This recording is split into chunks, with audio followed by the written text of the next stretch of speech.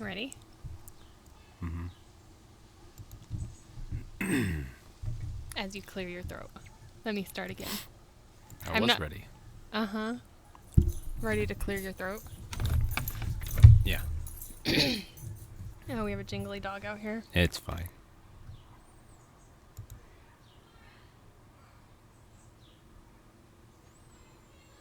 Why, hello? Hey there. So I started the endeavor of a long-term project for this summer. I decided crazily that since I have all these woodworking tools, I can teach our kids to do a small woodworking over the summer. So yesterday, I went on the internet and looked at a bunch of pictures and found some things that I thought our kids would like. And for the most part, they chose what I thought they would choose, except for Christina. She didn't. She chose this little, very simple robot thing, which Johnny wanted to do as well. So it works out because she gets to make two of them. And she gets to do the drafting of it because part of their project is they have to learn how to draft orthogonally. Nice. Do an orthographic projection of what they want to do. Ooh. Yep. So that's why it's a longer term. That was one of my favorite things that I ever learned to draw in architecture school. It's a beautiful thing to discover something in a way that you wouldn't normally look at it or see it. You because wouldn't. Isn't that what I said? I'm making a pun. Oh, you wouldn't. I see what you did there. Yep. Drink more coffee, Dale. Man, I'm supposed to be the punny one. So yeah, so I showed them how to do the simple orthographic projection with like a box with a hole in it. And it was kind of cool because they actually all paid attention and were like, wow, this is pretty neat because they'd never seen it before. Yeah. Something new. And pulled out the triangles and the May line and all of those tools from yesteryear. It has my maiden name on it. It's pretty crazy. Yeah. It's my tools from, the May line. The May line. May line, that's what it's called? Uh-huh. Okay, I always called it a drafting A board. parallel line board is what it is, but May line is like the brand name, like drywall, but it's really gypsum board. Oh, I did not realize that. Yep. I guess I always just called it my drafting board. Yeah. Which isn't really actually accurate. But it's kind of fun to see it used again. Yeah. And that the kids are learning this new skill. I really wish you the best. Yeah, so we It's should. a big task. If we get it done right, we'll be making a trebuchet, a bunny with whittled spoons, and Oh my gosh, she's whittling those spoons? Yeah. I figured it was just I was going to put wooden spoons in it. Nope. She doesn't have. Okay. Wow. She'll learn. Oh my goodness. Well, you could get her set up to do that while we're camping. Yeah. Okay. Yeah. And then 2 robots. Yep. Yeah. So it'll be interesting. Of course, the trebuchet is the most complicated one, but it's just dowel rods and a couple of circular pieces, so Nice. it shouldn't be too bad. But that means I've got to learn how to do the wood lathe and get it set up. So. Oh yeah. Yeah. That'll be fun. Yep. So we'll build that out. See how it goes. That's a big endeavor for you. It is a big endeavor, and it'll be. So the whole idea behind it is really that maybe this will give the kids an opportunity to kind of have that VOTEC moment, shop class, because it doesn't really exist anymore. In the way, like when we were in school, you could just take a woodworking class. Yeah, It was fine. I'm sure I've mentioned it in the past on the podcast, but I will always vividly remember my shop teacher in middle school with 2 fingers missing from his hand. So you really took seriously all of the safety guidance that he was giving you because he had cut off his own fingers, which just That was Mr. McCullough in my junior you had junior one high. too? Yes, he What he is was it with missing shop the teachers? first one here and the first digit here, and knocked I him think off. it was these, like the last 2 Yeah. fingers. I'm pretty sure my sister might have to fact check me on that Yeah. because I don't have the sharpest memory of my Yeah, past. so I had a lot of shop classes, as you could imagine, because in Missouri, It's in your skill set. well, it's in my skill set, and in And, Missouri, it was blue there collar. was a lot of blue collar work, so you could actually experience those things. We had a very thriving VOTEC school that we could go to if we wanted to. So yeah, I learned how to take a small engine apart. I learned how to make a small house, like build it. It was like a mock-up essentially of a half of a house, that a group of 4 would come together and make and do everything from all the rough carpentry to the rough end to the electrical to the finish. Had to do it all. It was pretty. Was it miniaturized? Yeah, it was like a quarter scale house. What? That's still huge. Yeah. That's quarter gigantic. scale of a house. Yeah, it was about 5 feet tall. Wow. Yeah, we put the roofing, the shingles on it and everything. That's, man, I did not know that. It was an intense class. It was my favorite class in junior high. Yeah, and then just regular woodworking, made the clock and did some other things, made that gumball machine and all kinds of stuff. The only thing I remember making was a weird staggered candle holder, where it was a rectangular piece of wood, and I had to cut that way, that way, that way, that way, and then there was a drilled hole that held a dowel, and so those could fan out, so you had like a descending candles. Really? Yeah, I did not do well on that project. Where is it? It definitely is in the garbage somewhere. Why would I keep something like that? True. It is not in my nature. It is not. Why would you ask such a question? Like, that's so cool. Where is it? Oh, it's in the trash can. I would be shocked off my feet if my parents have it somewhere. That's the only hope for such a thing. I'm sure they gave it to me and I was like, garbage can for you. Probably. Well, and I got a bad grade on it, so why would I want it around to remind me of my bad grade? I do not have the skill set for doing fine craft. I have great ideas and I can rough stuff in really well. But doing fine stuff, like decorating a cake, not in my skill set. Yep. Not at all. Baking a cake, not in my skill set. I know. Decorating a we cake, are the perfect pair. I can do that. I can bake really. Everything I bake tastes good. Would you agree? Yes. Like, it tends to be, it tastes really good. It always looks horrible though. Yeah, 1 out of 100 bakeries that you make are excellent. Thank you. No, it's true, because I can only think of 1 out of 100? Or 99 out of 100. That's what I meant. Hey, I'm dyslexic, okay? I know. I You knew exactly what I meant. Did. Yeah. So there was like one time that there was something that you made. Oh, it was the muffins when I decided I was going to invent my own muffin recipe. And yeah, it was like you used salt instead of sugar or something. No, I didn't. I overdid it with the baking soda, Yeah. so it stripped all the flavor. Yes. So it was literally like eating cardboard. And I told you, I ate one and I was like, oh, and obviously I didn't eat the whole thing. But I'm like, this is horrible. And you had taken it to work. And so I texted you and I'm like, they're terrible. Don't eat them. And you were like, no, you're just being critical of yourself. And then you bit it and you were like, nope, you were right. This is really bad. Because it's never happened before that you did something of that nature. It was bad. It was bad. So 99 out of 100. Good. That's true. Yeah. Well, I'm Dale. I'm Kit. Welcome to Catholic Hitch. We're a Catholic family seeking heaven and hoping to pick up others along the way. Small talk. So yesterday, amongst everything else going on in this household, so we are have been systematically stuck in our house since Thursday because Rosalina has COVID, which equates to she has a sniffle and a sore throat. Yeah. And she had a mild fever. So she has a cold. And we've had COVID twice, as has been shared on this podcast. And both times she has been completely asymptomatic. So we kind of think, okay, it's her time. And we've all tested ourselves multiple. I gave Jonathan 2 tests yesterday because I didn't believe it. But he's negative. We're all negative. Right. Except for Rosie. Yeah, she's very slightly positive still. So she's in the try not to go into the public and wear a mask if you must stage. And I guess we're supposed to also wear a mask in public. Okay. Come to think of it. Oops. I mean, we've had it twice.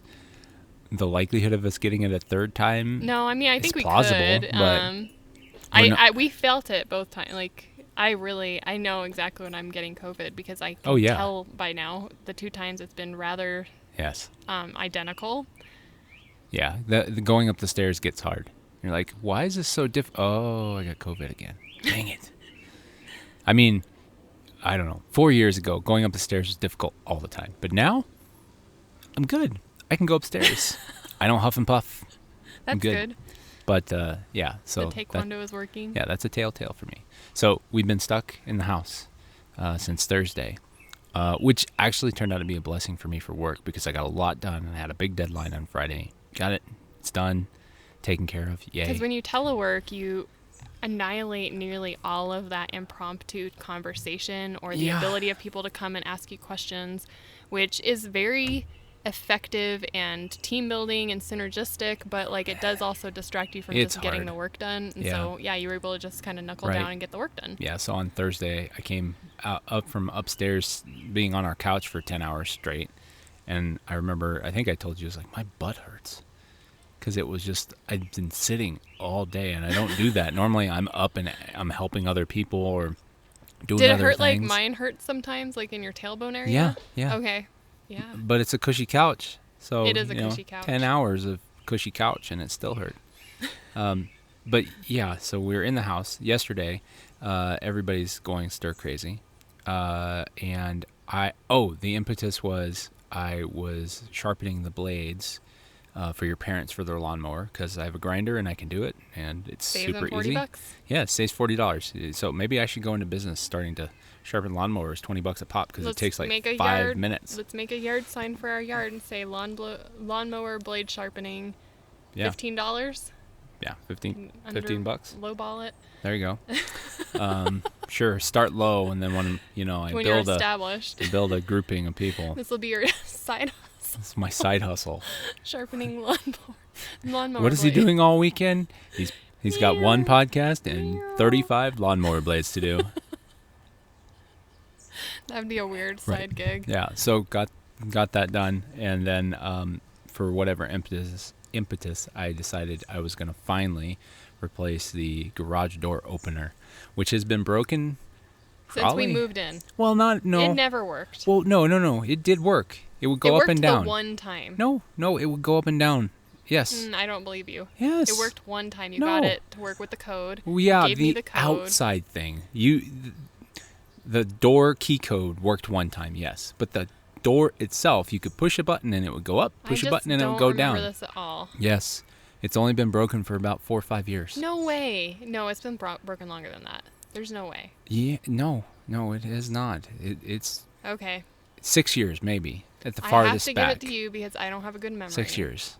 But I do disagree. When I rebuilt the motor in the Ford Focus, it worked.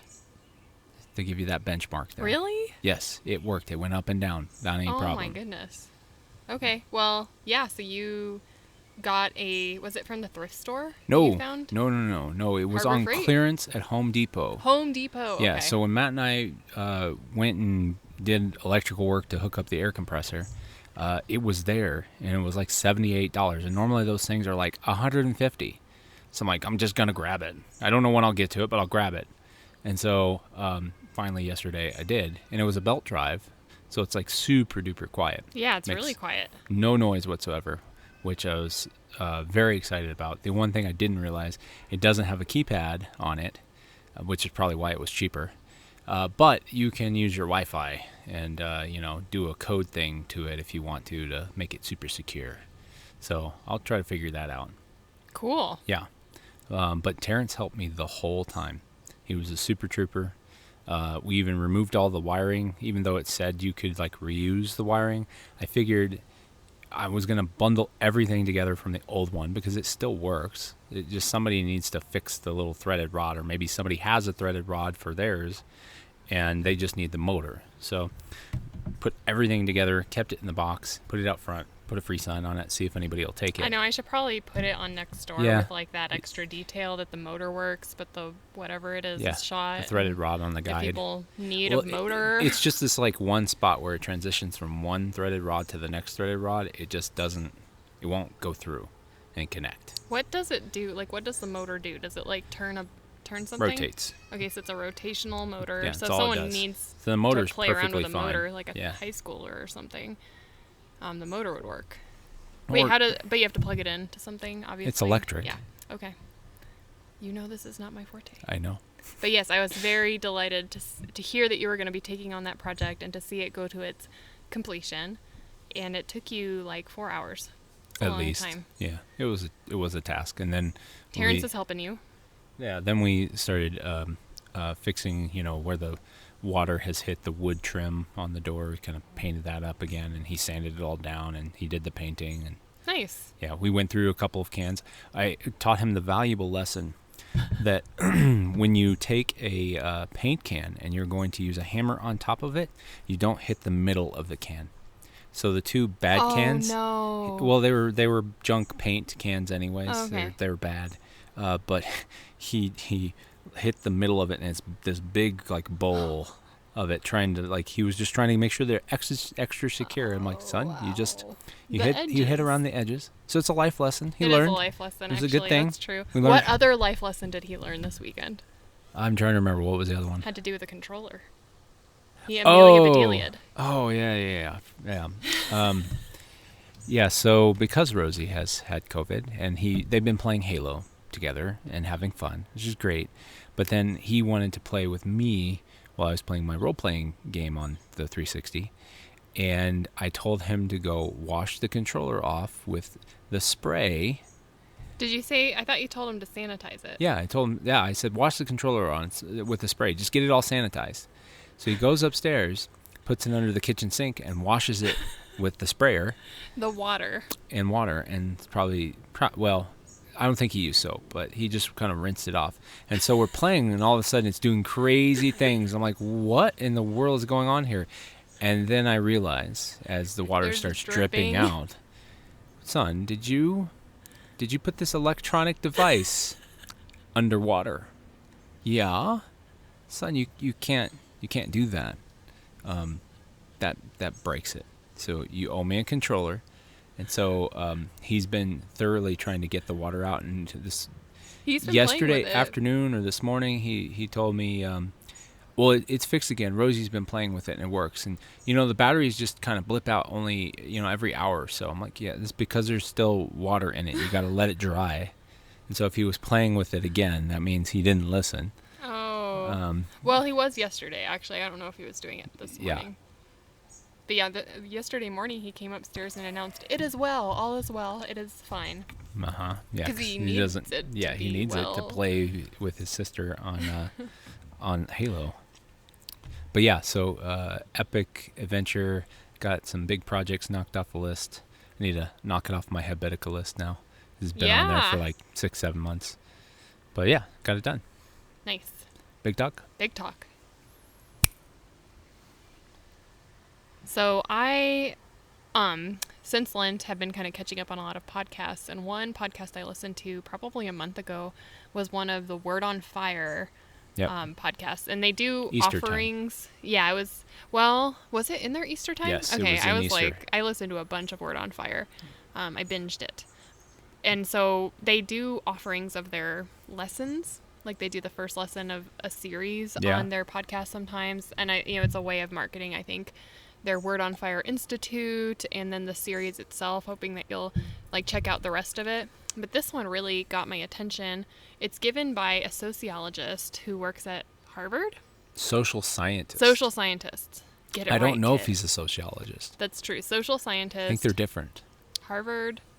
I didn't catch where he went to school. All right, it's one of those fancy places. He listed credentials, but I mean, he's on Word on Fire. I assume he has credentials, or I wouldn't be listening to him. Yeah. So he broke down, he's going to give a whole series on happiness. And this intro lesson is really fascinating when it came to thinking about our happiness. So this morning, I'd listened to it actually. I've listened to it 3 times because it's just so interesting to me. The way that he breaks everything down. I enjoy it quite a lot. And I've been wanting to podcast about it for a while. So I nudged you to listen to it this morning. Yeah. So that we could talk about it. Yeah. Yeah, he mentioned, which makes sense, that social science of happiness has become a mainstream industry because everybody's unhappy. Gee, wonder why everyone is unhappy. Never would have understood that. In our secular world that we have today, where the society tells you need to buy everything and consume everything, and you have to do this and you have to do this, or else you won't be happy unless you do this. Go on that giant trip to Tahiti or whatever. Yeah. Always pushing to make us consume. Therefore, we are never satisfied with things. So. And you're that's basically his he gives quote unquote 3 equations for happiness, very kitschy, but I kind of like it. And that's his final equation is your satisfaction. Yeah, so it's The satisfaction equation. yeah. So I actually knew that because way back in the day when we were dating, I was reading The Way of the Peaceful Warrior, which is like a pseudo New Age type book, but it had some actually good lessons in it. I kind of wonder if the author isn't like a closet Catholic in some ways, because apparently his grandfather was Jewish, and there is just a lot of relationship to like living a Christian life, even if he didn't know it. So yeah, one of the things he says in the book is happiness is a full tank. And it's this equation from the last part of this gentleman's podcast where you have the haves and the wants. And It's like an equation. So Yeah, have is have- in the numerator and want is in the denominator. right. So if you want less, then you have more. And therefore you are satisfied. Well, yeah, mathematically, if you reduce your denominator ever, like it's going to change the nature of your output. Yeah. It's going to automatically mean that you're going to have a higher number, regardless of whatever the numerator is. Yeah. So it's saying, he was saying that the world, so again, the equation is for satisfaction, you divide your haves by what? By your wants. Yes. And that is your satisfaction equation for life. And the world focuses on the haves. So Only. the world wants us to buy, add more and more and more to our numerator Yeah. of this equation. Right. And he's like, but there's actually two pieces to this, and one part doesn't get a lot of attention. Right, because if a house is a great example. If you don't have a house, you want a house. When you have a house, you want a bigger house. And it's a constant amoeba trying to eat the next biggest thing. That you can't be satisfied with what you have. And I mean, I have to say, we see this with many of our friends. Oh yeah, it Who- happens. They Well, the society it's tells us multiple that friends, I'd say. you need to have that. Yeah. That it's just absolutely necessary, and you won't be happy until you have this. And you have to make a conscious decision. I mean, it's the same with a car. You can have a nice car, but you want a nicer car because you see other people and you see all the advertisements. Like a great example is in our school where our kids are going. We started with one Tesla. Now there's probably a good 6 Teslas, if not more. Yeah. So people see one and then they want one because the other person has one. So therefore they 'Cause need one it to be tells happy. You, it says something about you. Like that's kind of an unspoken part of this equation is that those numerators, the haves, also articulate something about your projected identity. Exactly. And that is a really strong draw, and the advertising agencies play off of that. Right. Trying to say, hey, who are you? Like the stuff that you have actually isn't who you are, right? So let's Yeah. get new stuff that projects like a new wonderful identity for Right. you. Which is kind of like, so you yesterday put on the commencement speech from yeah. Peter Kreft at, was that not Benedictine? No, it was you'll at When I the one in the Midwest. yes, Steubenville. Steubenville. Franciscan. Franciscan, Yeah. thank you. Yeah, so if Yeah. you maybe we'll link to that in the show notes too. It's really yeah, fun to because watch. he talks about advertisement. It's the oldest profession in the business, started by Satan Yep, in the yeah. Garden of Eden. in the Garden of Eden. Because all advertisement does is try to sell you things you don't really need.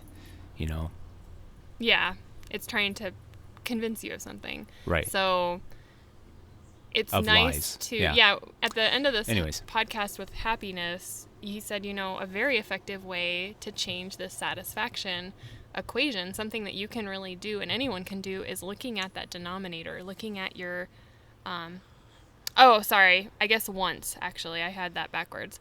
So, Yeah. So you have stuff, but you want more. yeah. So if you want less, you have more. Therefore, you are satisfied. Yes, and that we can address and adjust some of this equation to make ourselves happy without actually adding anything to our lives, that we can kind of adjust how we're looking Right. at, what we have, what we already, and being happy with what Yep. we have. And so I think a great example of this practically is fasting. When you think about fasting, on, let's say, Fridays of Lent, or if you do it as a regular habit, if you fast from things you want, you actually have more. Because when you eat later, you don't want as much. Your stomach is physically shrunken from the fasting. So therefore, you want less. You're satisfied with less. So you have more. True. So there's a reason why we fast inside the Catholic Church, because it helps us to be satisfied with what we have. Because I know for a fact that before I really started fasting, I could pound food, like a lot of food. But now that I fast regularly, I don't eat as much. Yeah. I still eat too much, but I don't eat as much as I used to comparatively. And it has to do with this principle. That is very true. And so I wanted to segue to the other equation. Yeah, I don't remember any others except I know. for this one. That one was the big one. Yeah. That one was the I really like this. So the other one was the habits portfolio. So it was like the second equation he talks about. Okay. That you have in your life: faith, family, friends, and work. And that is like basically your portfolio of your habits, which are going to influence your happiness. He says happiness is really derived from three things, only one of which you really have control over. The three things that contribute to happiness when it's studied is genetics, your circumstances, and then your habits. So he says, circumstances are somewhat out of your control. That's kind of nice to actually hear, because I think you can look at people who are in different life circumstances and you can feel kind of really bad about where you are with your life circumstances, that you can't do the things that they can do. But you have very little control over that. Right. Well, so I've been also reading this Truthful Surrender to Divine Providence. And one of the things that they talk about in that book is the idea of just surrender to God's will. What you have in your life is God's will for you to have. If you surrender to that will, you are happy with it. So an example was a farmer who surrenders completely to the will of God always has a fruitful bounty, because when the corn won't grow, they don't get upset and just try to continue to grow the corn. They say, well, it must be God's will for me not to grow corn. I'll grow something else. I'll grow spinach, or, probably something that most of us would be like, why would I ever grow that? That's the most disgusting thing. I never want to eat it. But they grow it and it flourishes and they have food. So therefore God has provided for them. Even though it wasn't their plan, it was God's plan. True. That's a very idyllic metaphor. That's the example of it. Yes. It doesn't work as well in practice, but that's the idea, is if we are surrendering to God's will and he gives us a small house, thank you, God, for a small house. If he gives us a big house, thank you, God, for a big house. Yeah, that's true. Yeah, so that's your circumstances, being satisfied in your circumstances. That kind of goes into that third equation that we started with, which is like the haves over the wants. But he talks about your habits are something that you can influence. And that has to do with your habits of faith, your habits of family, your habits of friends, and your habits of work. And he said he kind of talked about it like a financial portfolio, and that you can go to your financial advisor, your habits, happiness portfolio manager, and kind of look at your balance and see if there's anything out of balance. And that's something that you can probably take to contemplation, meditation, prayer, and say, okay, where am I in my faith? I was, really strong a year ago, and now where am I? Right. Where am I with my family? Where am I with my friends? Where am I with my work? Yeah. And that sometimes we realize that we're out of balance, and that we can actually do something proactively to address that dearth. Right. And it's not like that's that easy, right? It's not, because work, I think, is the one that most of the time becomes out of balance, especially for men and architects. We find that we work and work and work because we're trained to do so, and therefore we'll prioritize that over everything else. Yeah, but it doesn't. You do have to work, and it probably gets a disproportionate amount of time. Yes. But you need to also have the same level of care and concern for the other parts of the that's portfolio. Exactly Is what that where I'm you're getting driving? at. Yes, okay, cool. That's exactly what I'm getting at. Sorry. Is that you have to realize that that's happening, and then you have to take the leap to say, okay, I'm going to work less. My employer is going to value me because I do a good job at my work. And you have to figure out ways that you don't have to work as much. And you have to say no to those moments where, I can't work 70 hours this week. I can only work 55 hours this week. I've got friends that I'm going to go meet with, or I'm going to go to watch my kid at a dance recital, or some, whatever it is, that you have to start balancing, reorganizing. But the fear gets in the way. This fear wants to say, no, if you do that, then they're just going to fire you because you're worthless and all that stuff, Yeah, and I think that work can extend out of the the paid for realm, and it can go into like home too. So like, what did you do yesterday? You worked. Oh, I worked all day. Yeah, but I was the working nice on the thing house. that you did was you included your son Yes. in that work. Sons, actually, yes, yeah. I let Johnny climb the ladder. Wow. And that's he a big enjoyed it deal. thoroughly. Oh, I'm sure he did. Yes. So, we do need to do work. Like, things need to happen to get, Right. Through the day. You need to Right. work for money. You need to work to keep a house together. But you did it in such a way that you included family where you could. And I think it's less about maybe there is an element of saying no. Like, maybe that's really important for men to hear, because men want to kind of overcommit, and you're pursuing to do excellent work, maybe get a promotion, whatever it is, like in the men column that men are more drawn to. There is time, like there's time to say no, but there's also, things that you just have to do. Right. But there's going to be time when you're not at work. Yeah. And you're not working at home. And so those are opportunities, if you're like shallow in faith, family, or friends, that you can be really intentional about trying to put time and effort into those other categories of your portfolio. Yeah, you have to invest in the buckets or there's nothing in them. Yes. So it's easy, like if you've had a really long day of work and you could just veg the entire day away doing this or that, like playing a video game or drinking or reading or whatever it is. And if sometimes that's good. Like, I think that it's good to have leisure and have that recharge time, like especially as we get older. You gotta do it every once in a while. Yeah, you need it sometimes to like reset yourself.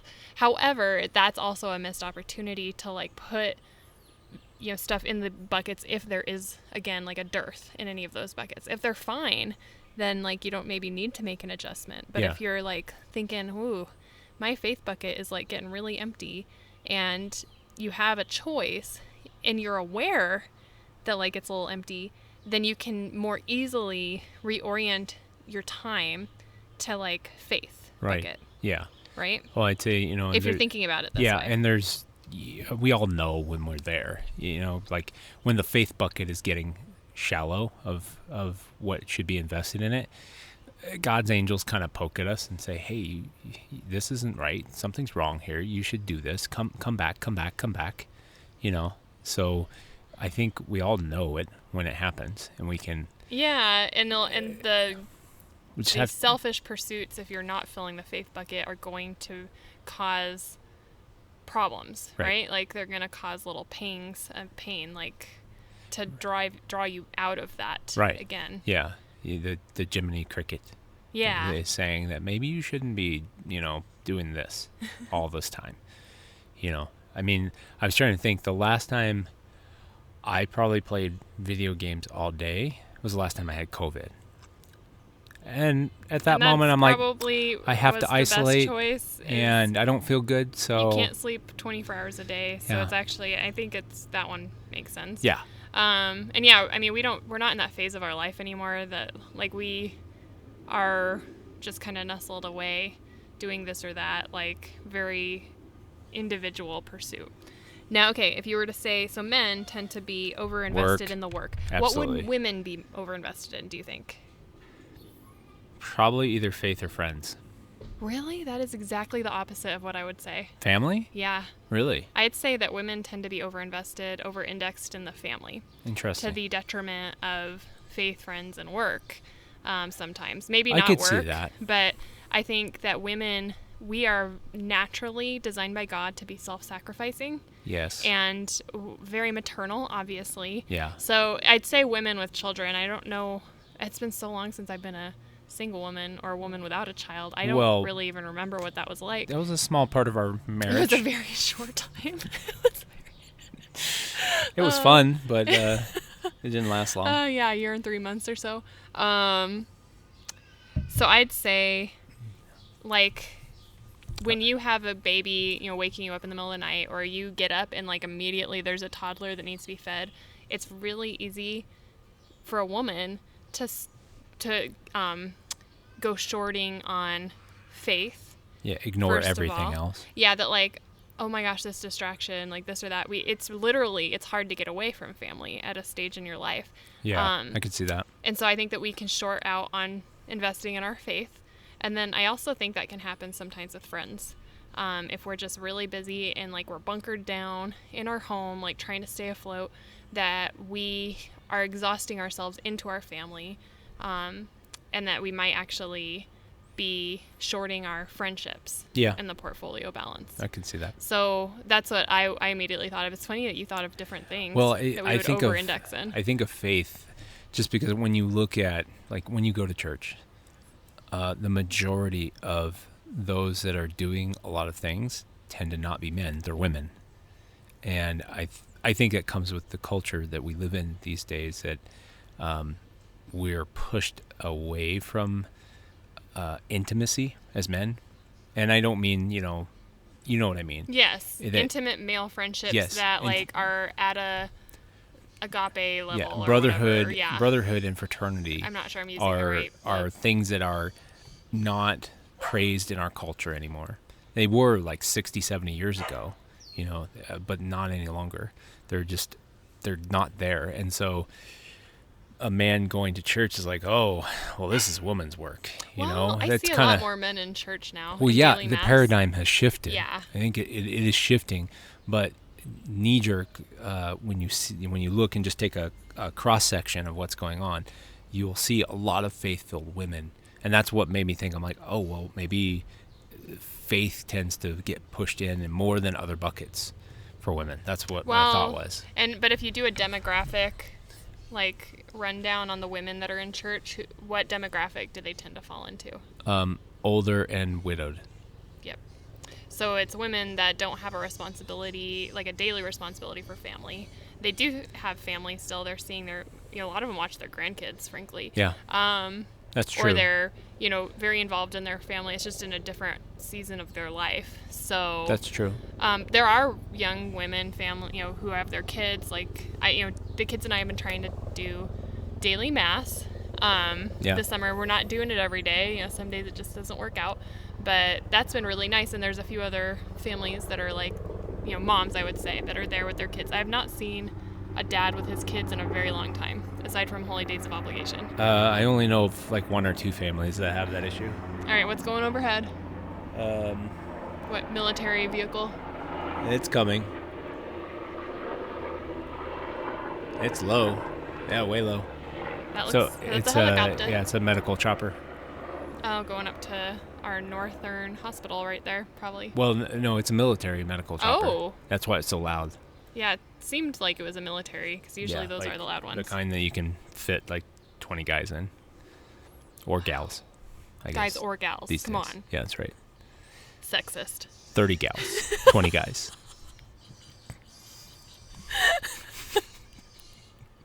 But anyway, I thought you would enjoy listening to that, and I'll link it in the show notes so people can listen for themselves. And I think everyone's going to gravitate towards something naturally in what is being presented in this. I think everyone is fascinated with happiness, would you say?